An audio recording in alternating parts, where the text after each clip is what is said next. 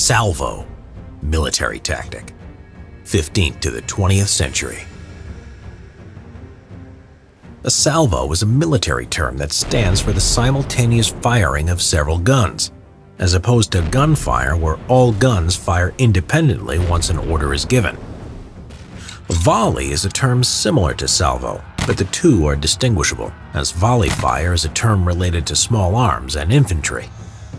The salvo tactic was used by naval and field artillery with the goal of achieving the maximum amount of firepower as possible in one moment. Depending on the situation in combat, a salvo could be used in numerous variations and against different targets. In naval warfare, the salvo has been used since the 15th century and the Age of Sail. Ever since the first guns were mounted on ships, salvos were used. From that time until now, the goal was the same: to cripple the enemy with one blow and prevent them from fighting back. It was, however, the development of battleships in the 19th and 20th century that led to further development of the salvo tactic. In that period, modern battleships became the symbol of naval power. They had multiple turrets with multiple guns mounted. Turrets allowed all guns on the deck to concentrate fire in various directions. With the development of battleships, their guns became larger and more powerful. Simultaneous and coordinated fire from 8 or more heavy-caliber guns made the salvo a tactic of great firepower. A battleship's standard tactic was to bring the enemy ship in the range of its guns. However, the problem was that once the enemy ship was in range, it too had the capability to fire. Therefore, it was necessary to deal the enemy a mighty, decisive blow as soon as possible. To do that, a commanding officer had to coordinate the gun crew to concentrate the ship's firepower. This was not the only advantage of the salvo, as it also proved to be a superior way to set the firing range, since salvos were easier to spot than individual shots. Individual splashes were quite difficult to distinguish, contrary to salvos where their shells fell together and their splashes could be seen together. Finally, a salvo had a far smaller spread than individual fire. There were a number of salvo variations. The broadside. Once the range was determined, the commanding officer could decide to order simultaneous fire from all guns that could aim at the abeam target. Half salvo or split salvo was when the ship fired one gun from each turret at the same time. Double salvo when one split salvo was followed by another. This tactic allowed the gun to reload, maintaining somewhat continuous fire of salvos. A bracket salvo or zigzag salvo was a method used to determine the range to the target. The Germans used the tactic extensively in both world wars. It consisted of 3 double salvos. The first fired at the range determined by the rangefinder, the second 400 meters long, and the third 400 meters short of the first salvo. By noticing which salvo was the closest, an accurate range was determined. The ladder salvo was a similar tactic. In order to determine the target range, the commanding officer would arrange each group of guns to fire a bit further than the previous until he reached the target. Apart from targeting enemy ships, salvos were quite effective against coastal fortifications. Very often, naval artillery efficiency was compared to air attacks, which were considered to be a better solution in fighting enemy strongholds. However, barely any plane except for heavy bombers could provide such intense firepower as a battleship salvo. For example, a 16-inch shell from the Iowa-class battleship weighed around 2,000 pounds. The Iowa battleship had 3 turrets with 3 guns each, which meant that its salvo provided 18,000 pounds of explosive. When concentrated, it could shake the ground on the spot where it hit. Similar to Navy artillery, field artillery guns operated in units with coordinated fire. One way of fighting the enemy was by applying the salvo tactic. It involved the simultaneous fire of entire ranks of the battalion, providing the firepower similar to those for battleships. However, unlike naval warfare, the field artillery salvo had offensive and defensive roles. Offensive. The destroy salvo was a short but quick salvo fire. The goal was to drop several shells in a short amount of time in order to inflict maximum casualties before the enemy reorganized and reached for cover. The counter-battery salvo was a short, fast, simultaneous fire against an enemy artillery position with the goal of destroying as much of their firing capabilities as possible. And lastly, the suppression salvo had a slow rate of fire of usually 1 round per gun per minute. It was a type of support fire with the goal to either pin the enemy down or to force him to withdraw during the attack of friendly troops. Offensive salvos were most often combined with predicted aiming, but as artillery progressed, so did the aiming techniques. This allowed artillery units to precisely determine enemy positions before firing. In such a case, an artillery unit was able to get the most out of their salvo, as the first rounds would make a direct hit with maximum casualties. Defensive. The suppression salvo was similar to the offensive type, but with the aim in slowing the enemy's advancement or to make a screen between the attacker and defender. The destroy salvo in the defensive strategy was a more intense shelling that caused casualties and disorganization among the attackers. And lastly, the final protective fire was a type of salvo, striking close to a friendly unit's position in order to protect it from an overwhelming attack. As a tactic, the salvo has been used by field artillery units for centuries. As in naval warfare, the intention was to deal a massive blow to the enemy in an instant. The tactic was widely used during 19th century warfare and became very effective with the introduction of rifled barrels and high explosive shells.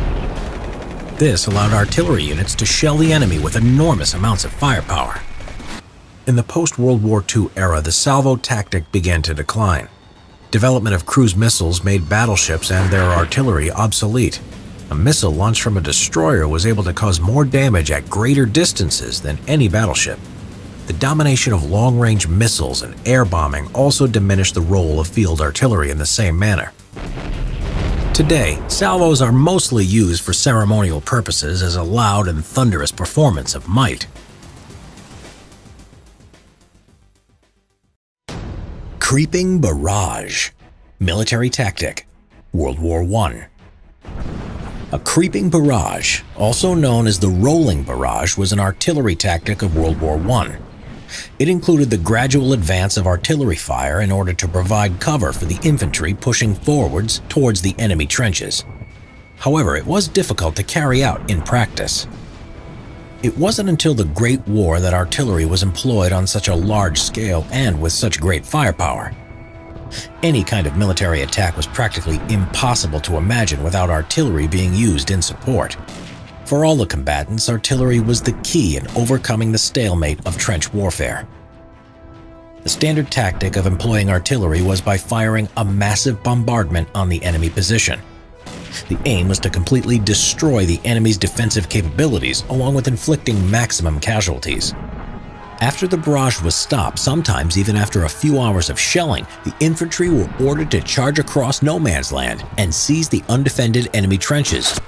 This, however, only seemed to work in theory and was almost never achieved in reality. The problem with a standard barrage was that the enemy bunkers solid enough to withstand the shelling were built already in the early stages of the war. They allowed soldiers to stay safely protected and able to wait for the barrage to cease. Once the shelling had stopped, it was their cue to rush outside as quickly as possible to repel the advancing enemy infantry. Also, even if the shelled area was destroyed, the defensive army had time to send replacement forces into the area to defend the position. The charging party, meanwhile, often had no sufficient time to cross the distance of no man's land before the enemy manned their defensive positions. This would leave them standing as sitting ducks in the middle of the space between the two trench lines. Even if they managed to reach the other side, barbed wire defenses were often undamaged and would slow them down. In late 1915 and early 1916, an idea emerged that the tactic of the creeping barrage might work in overcoming the stalemate situation. It was the British who first tried to use it. However, the tactic was not their invention. It was first used by Bulgarian units in the First Balkan War during the 1913 siege of the Turkish city of Edirne, ancient Adrianople. The Bulgarians used the tactic to cover their troops that were charging the city defense lines.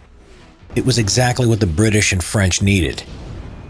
The main idea of the creeping barrage was to commence shelling on no man's land and then gradually increase the range in prearranged paces until the enemy's positions were reached. The usual creeping pace was 54 yards or 50 meters per minute, but if needed, it could be increased or decreased. The main aim of the tactic was not to destroy the enemy's defenses, but to provide cover for the charging infantry. Once the infantry was near enough, however, damage to the enemy's defenses was possible. The pace of the creeping barrage was planned to be followed by infantry. Their task was to walk just behind the dropping shells in front of them.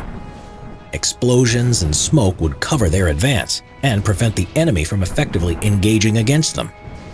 Once the barrage passed over the enemy trenches, it would stop and infantry would be in a good position at just a few yards away. In this state, the enemy had no time to get out of their bunkers to organize the defense of their positions. There was also a variation of the tactic called the fire waltz. Once the barrage reached the enemy positions and went beyond them, it would then reverse its course just to catch enemy soldiers running out from their bunkers. The creeping barrage was a very risky tactic, since soldiers were dangerously close to exploding shells. It was therefore of greatest necessity that this tactic was thoroughly planned before it was put into action. In order to coordinate infantry and artillery, accurate barrage maps were created with drawn-in zones for bombardment and scheduling of fire. If the infantrymen failed to keep up with the pace of the barrage, they would be left far from enemy trenches once the shelling had stopped. On the other hand, if the infantrymen were too hasty, they would catch up with their own artillery fire and get blown to pieces. The same went for artillery. In order to make the creeping barrage sustainable, infantrymen and artillerymen had to be well coordinated, especially as there was no easy communication between them. It was a tactic that required a lot of training, for which Allied troops had no time to properly prepare. The poor coordination between infantry and artillery became obvious during the first time the creeping barrage was applied on a large scale. This was during the Battle of the Somme from July 1st to November 18, 1916. Forces led by General Sir Henry Sinclair Horne had the honor of testing the creeping barrage tactic. Once the barrage started to roll, infantrymen were constantly at a distance from the dropping shells. Whether the artillery was moving too fast or soldiers were afraid of getting hit, once the barrage stopped, British soldiers were in the middle of no man's land. They were far away from the enemy positions they were supposed to reach and too distant from their own positions to retreat. Standing unprotected on the field, they were massacred by German machine guns. On the other hand, during the Battle of Vimy Ridge, the Canadians applied the tactic on a much smaller scale than at the Somme. The battle began on Easter Monday, April 9, 1917 at 5:30 a.m., with the creeping barrage applied at a pace of 100 yards per 3 minutes, which was much slower than normal. The barrage pace was perfectly maintained to the end and was closely followed by the Canadian infantrymen. It became known as the Vimy Glide. The flawlessly conducted creeping barrage allowed the Canadians to capture several well-protected German lines and to end the battle in just 3 days. Taking everything into consideration, the creeping barrage tactic did have some successes. It was especially the case when belligerents began using the tactic for smaller scale battles. However, successful or not, the tactic failed to fulfill the initial demands of commanders in bringing a decisive victory. And it could be devastating to infantry, as the failures in the Battle of the Somme and the Battle of Bellevue Spur show. It became more successful as war planners learned to use it effectively at battles like those at Messines and Gravenstaffelspur in 1917. After the war was over and warfare changed, the creeping barrage tactic declined. It had been used occasionally during World War II, such as the battles of El Alamein, Monte Cassino, and even at Normandy. The Soviets also used it on a large scale. In any case, by the time of World War II, the creeping barrage tactic became obsolete. The development of radio allowed soldiers to be in constant connection with artillery and to call in fire exactly where and when they needed it. Hull down position. Tank tactic. When they first appeared in the First World War, tanks spread fear across the battlefield. It was, however, only during World War II that tank warfare reached its full potential. This was the first conflict that saw a massive utilization of tanks in combat and even full-scale tank battles. In the period between the two world wars, the development of tank tactics and their employment in combat has gone a long way, and only continued to evolve even more in the years after. During World War II, tank commanders mastered the full spectrum of formations, maneuvers, and the tactical utilization of tanks in both offensive and defensive positions. One of the most common tactics was the so-called hull-down position. This position is still in use in tank combat today.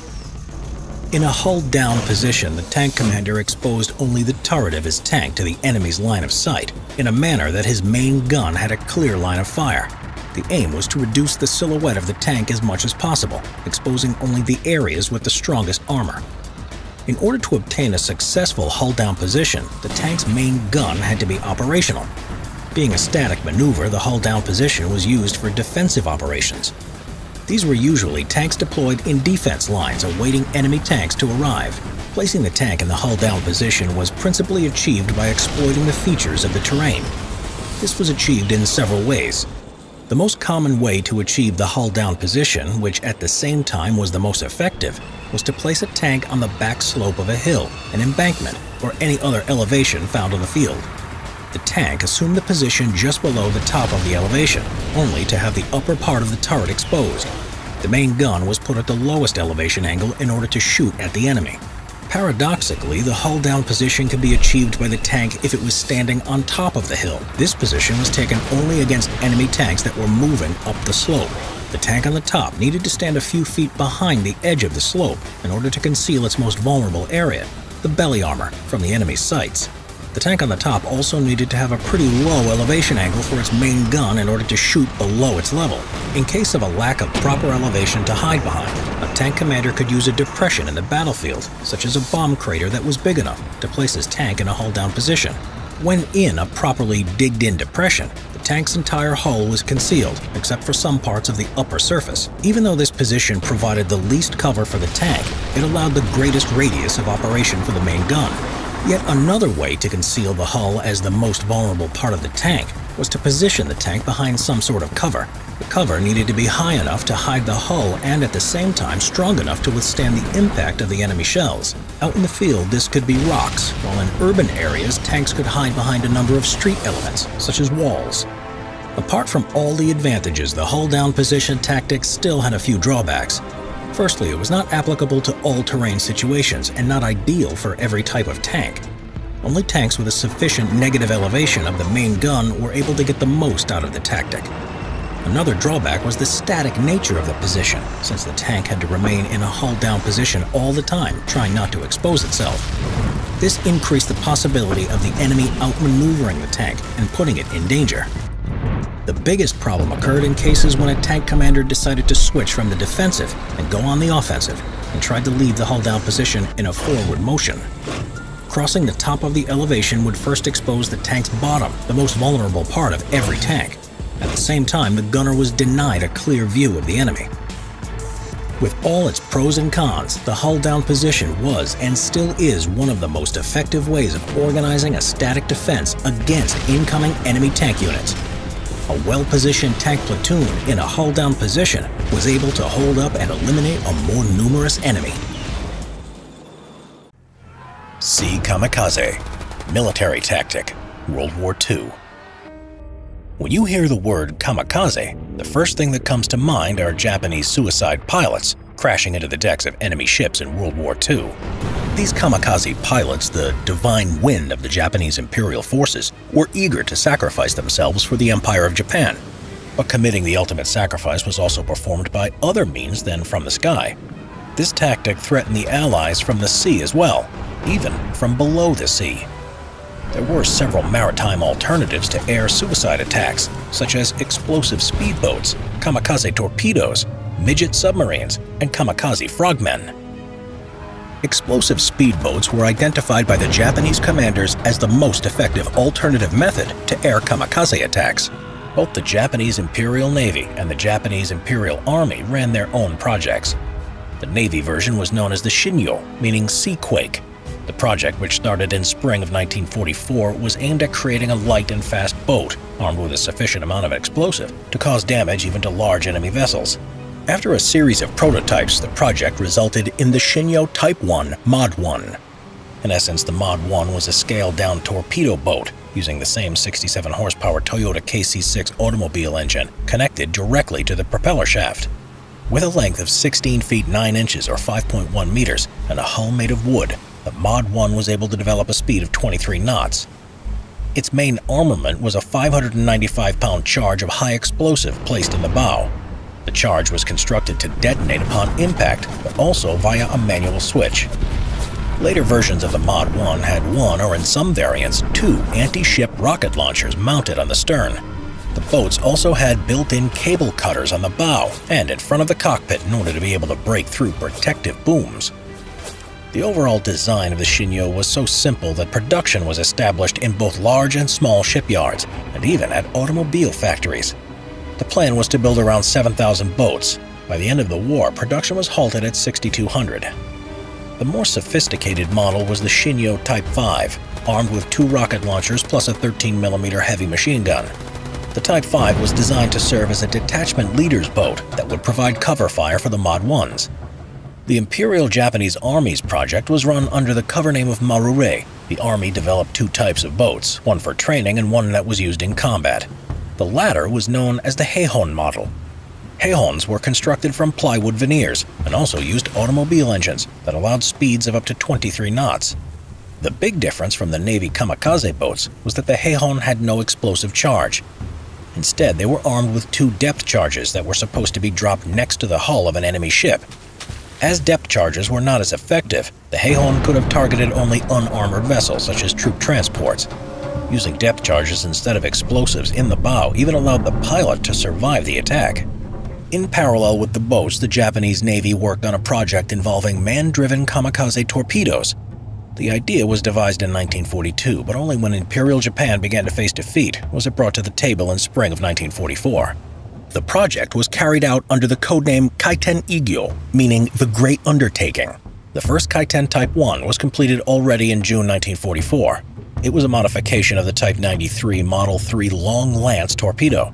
The forward section was extended to fit the pilot and a massive 3,420-pound warhead, which was enough to sink almost any of the American ships.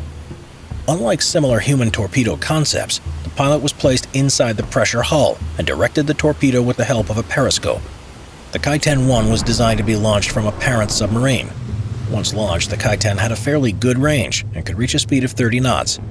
Its hull was strong enough to withhold a depth of 200 feet.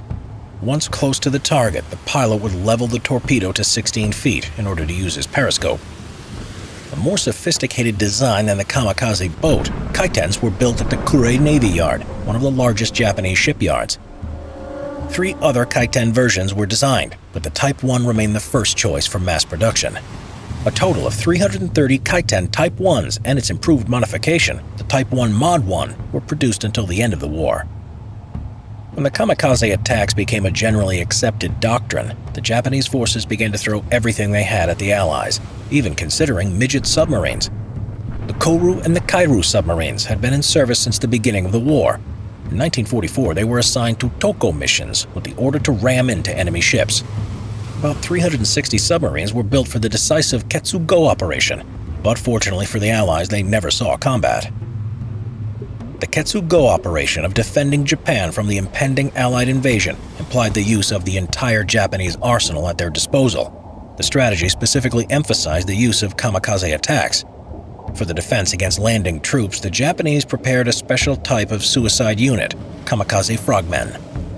Fukuru, or crouching dragons, were divers equipped with special diving suits and breathing apparatuses. They were armed with Type 5 mines with a 22-pound explosive charge attached to a long pole. The plan was to deploy Fukuryu frogmen along the coast where the Allied landing was expected. Hundreds of suicide divers would be positioned at a depth of 13 to 20 feet in 3 staggered rows. Fukuryus would be waiting for an enemy landing craft in specially created concrete shelters. Once they arrived, Fukuryus would attack them with the mines on their poles. The first frogman kamikaze unit, the 71st Totsugekitai Arashi, was established in summer 1945, and the plan was to deploy a total of 40,000 frogmen. The cost of the project, as well as the course of the events, ended in the project being abandoned. In the end, only the kamikaze torpedoes and boats saw action against the Allies. Japanese commanders had high expectations for these weapons. Crews were recruited from men aged 16 to 20, reservists, petty officers and cadets, some volunteers, and some not. The first KAITEN operation took place in November 1944 by 3 submarines, each armed with 4 kamikaze torpedoes. The targets were ships from the U.S. Navy's Ulathai Atoll anchorage. Ships in anchorage were considered the best targets because they were static. Out of the initial 3 submarines, only 2 reached the target area. Only 1 out of 8 KAITENs launched hit the target, the USS Mississinawa fleet oiler. As the ship was full of aircraft fuel, the hit resulted in a huge cloud of smoke. It was so powerful that it convinced the Japanese that several ships were hit. The Ulathai Atoll operation gave the Japanese the conviction that the KAITEN attacks were worth the effort. Over time, though, this would prove to be false hope. Due to the U.S. Navy's highly effective anti-submarine operations, the number of Japanese submarines lost in action increased, and at the same time the number of KAITEN successfully hitting their targets decreased. Nevertheless, the Japanese continued with the kamikaze sea attacks, but switched to targets in the open sea. These targets were less protected, but still managed to repel the majority of KAITEN attacks. The last U.S. vessel to be sunk by a KAITEN was the USS Underhill destroyer Escort in July 1945. Unlike KAITENs, the SHINYO and Heihon kamikaze boats were planned to be used in defensive operations against the Allied landing forces. Their success rate was slightly higher than KAITENs, but still far from making any significant impact. A great number of kamikaze boats were destroyed while being transferred. The boats that managed to reach their bases had some success in early 1945, but that was soon stopped by an aggressive American anti-kamikaze campaign. Kamikaze boats were hunted down by U.S. Navy patrol torpedo boats and were also destroyed while still in their bases by aircraft attacks and naval gunfire. At Iwo Jima and Okinawa, kamikaze boats posed absolutely no threat to the American landing craft. By the summer of 1945, the sea kamikaze attacks had proven to be a massive failure.